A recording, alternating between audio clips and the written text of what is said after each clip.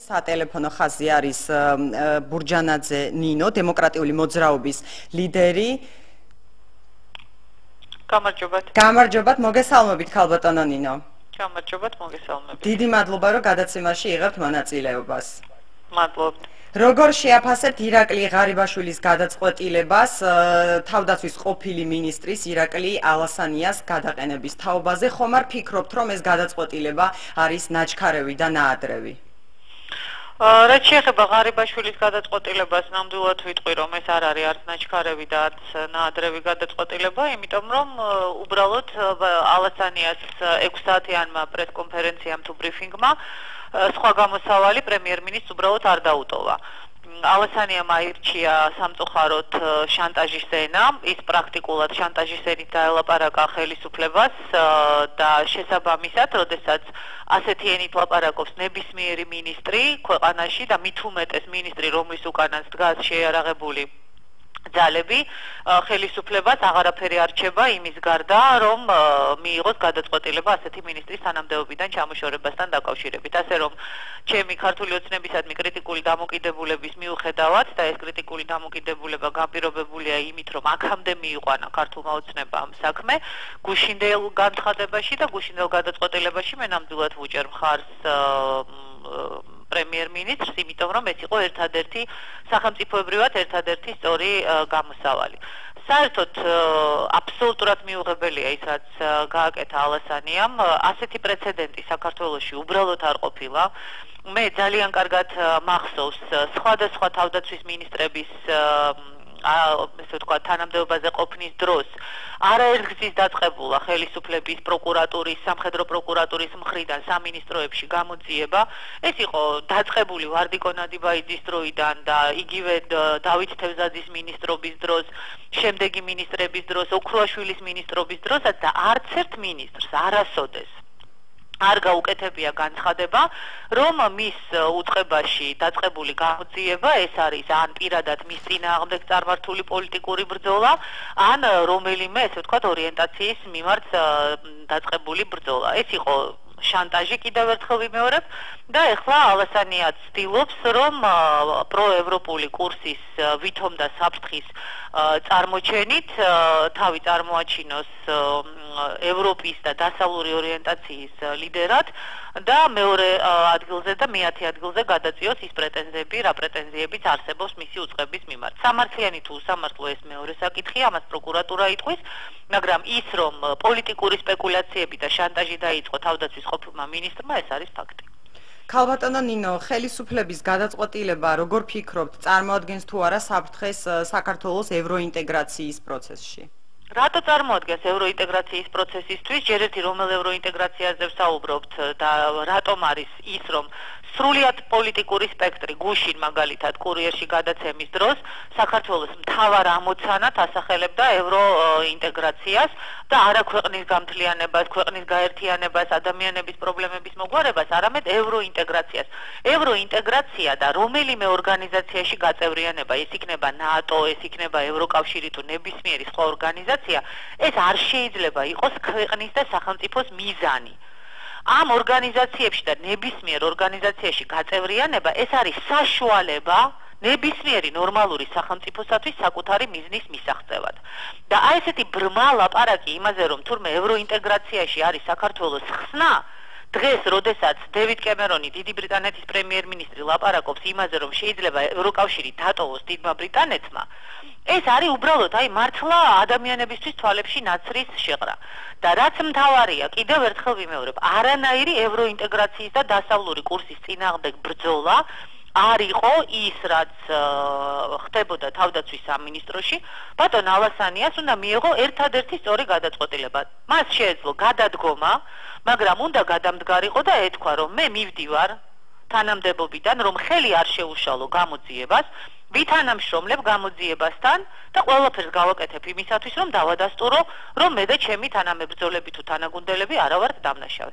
ამის ნაცვლად მან აირჩია პოლიტიკური შანტაჟის გზა. ამ პოლიტიკურ შანტაჟზე სამწუხაროდ მას უბიძგა იმ უპირობო მხარდაჭერამ, რომელიც მე რამდენად უკვე გამოავლინა ცალკეულმა სახელმწიფოების წარმომადგენლებმა და საელჩოებმა, რაც არის კატეგორიულად მიუღებელი, როგორ შეიძლება დამოუკიდებელ სახელმწიფოში რომელიმე სახელმწიფოს ელჩი ერთმნიშვნელოვნად უჭერდეს მხარს რომელიმე მინისტრს? ეს რა ხდება ხალხო გამაგებინეთ, ჩვენ შტატი ვართ რომელიმე ქვეყნის, გუბერნია ვართ, კოლონია ვართ თუ რა არის გამაგებინეთ? სად რომელ ქვეყანაში მოვა აზრად, ეხლა საფრანგეთის პრემიერ-მინისტრმა ან პრეზიდენტმა რომ მინისტრი გადააყენოს, მოუვა თავში რომელიმე სახელმწიფოს ელჩს რომ გამოაცხადოს რომ ჩვენი სახელმწიფო ამ მინისტრს ენდობაო? რა უბედურება არის ესა? და ამას ალასანია აღიქვამს როგორც ძალიან დიდ პოზიტივს. მე პირდაპირ გეტყვით, საქართველოში უნდა დამთავრდეს იმ პოლიტიკოსების დრო, რომლებიც ამაყობენ იმით, რომ რომელიმე სახელმწიფო უჭერს მათ მხარს. საქართველოში უნდა ერთხელ და სამუდამოდ დადგეს დრო იმ პოლიტიკოსებისა, რომელსაც მხარს დაუჭერს და მანდატს მიცემს საქართველოს მოსახლეობა. ქალბატონო ნინო, ქვეყანაში განვითარებული რთული პოლიტიკური მოვლენების ფონზე თქვენ ხომ არ ფიქრობთ, რომ კოალიციის დაშლის პროცესი იწყება? ბიჭი, არ ვფიქრობ, ეს თვალნათელია სრულიად, რომ კოალიცია იშლება და კოალიცია დაიშალა პრაქტიკულად. ეს არის ყველა იმ პროგნოზის გამართლება. როგორია თქვენი პროგნოზი თუ კი კოალიცია დაიშლება? რას ფიქრობთ თქვენ, როგორ განვითარდება პოლიტიკური მოვლენები? დაკავშირებით მე ბატონი ბიძინა ივანიშვილი გავაფრთხილე ჯერ კიდევ მანამდე, ვიდრე ლამის კოალიცია შეიქმნებოდა. იმიტომ რომ ჩემთვის სრულიად ნათელია და მე ძალიან კარგად ვიცნობ იმ ადამიანებს, უმრავლესობას ყოველ შემთხვევაში, ვინც არიან ამ კოალიციაში და ყველანი არიან საკუთარ ამპლუაში. ხა რესპუბლიკური პარტია ყოველთვის შედიოდა პარლამენტში რომელიმე უფრო დიდ და გავლენიან და ავტორიტეტულ ძალას ამოფარებული, იმიტომ რომ თვითონ ვერასოდეს 3%-ზე მეც ბარიერს ვერ ლახავდა და შემდეგ იყო პირველი, რომელიც ამ კოალიციიდან გამორბოდა. ასე იყო, ესე ვთქვათ, აღორძინების დროს, ასე იყო ნაციონალური მოძრაობის დროსაც და ასე მოხდა ახლა ქართულ ოცნებაში. დღეს ქვეყანა არის უმძიმესი ვითარების წინაშე, არის უმძიმესი პოლიტიკური კრიზისი და ჩემთვის არის სრულიად ნათელი, რომ ჩემი ის პროგნოზიც, რასაც მე რამდენიმე თვის წინ ვამბობდი, როდესაც ნაციონალური მოძრაობა მაიდანთან დაკავშირებით ასეთ აჟიტირებულ განცხადებებს აკეთებდნენ, ჩემთვის არის ნათელი, რომ ნაციონალური მოძრაობა ემზადება ახალი მაიდნისთვის, ოღონდ ამჯერად უკვე თბილისში.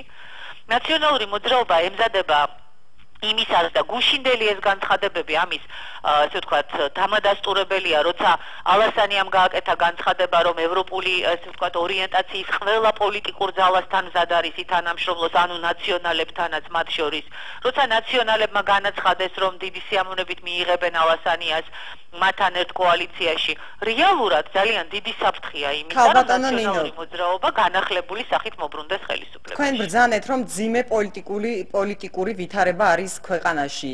რაში მდგომარეობს გამოსავალი? როგორ შეიძლება ქვეყანა გამოვიდეს ამ ძიმე პოლიტიკური ვითარებიდან?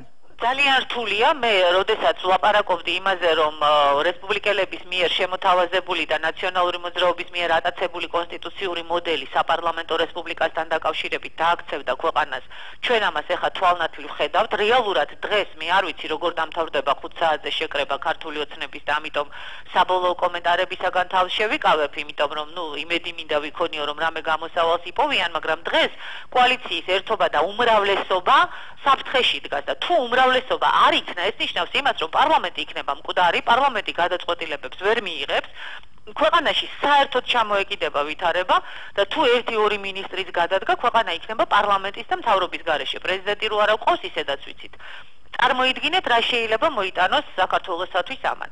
რაც შეეხება მაიდანს, თუ ღმერთმა არ ხნა და მაიდნის სცენარის განხორციელება შეძლეს ნაციონალური მოძრაობის წარმომადგენლებმა, მე პირდაპირ გეუბნებით, რომ ქვეყანა დაიშლება. ვაფრთხილებ საქართველოს მოსახლეობას. ძვირფასო თანამემამულენო, სამწუხაროდ ძალიან ბევრჯერ ჩემი ნათქვამი სიტყვა დარჩა მოსახლეობის, ხა პოლიტიკოსებზე აღარ ვლაპარაკობ, მათ თავისი ინტერესები ჰქონდათ ყოველთვის, მოსახლეობის, ესე ვთქვათ, ყურადღების მიღმა. არ იქნა მიქცეული ყურადღება ჩემს გაფრთხილებებზე, როდესაც არაერთგზის ვლაპარაკობდი იმაზე, რაც მოგველოდა მათ შორის დღევანდელი ვითარების თვალსაზრისით. სრული პასუხისმგებლობით გეუბნებით. თუ ნაციონალურმა მოძრაობამ შეძლო საქართველოში თუნდაც მცირე არეულობის გამოწვევა, ჩვენ დაგვეშლება ქვეყანა. გასაგებია, დიდი მადლობა ქალბატონო ნინო, რომ იღებდით გადაცემაში მონაწილეობას.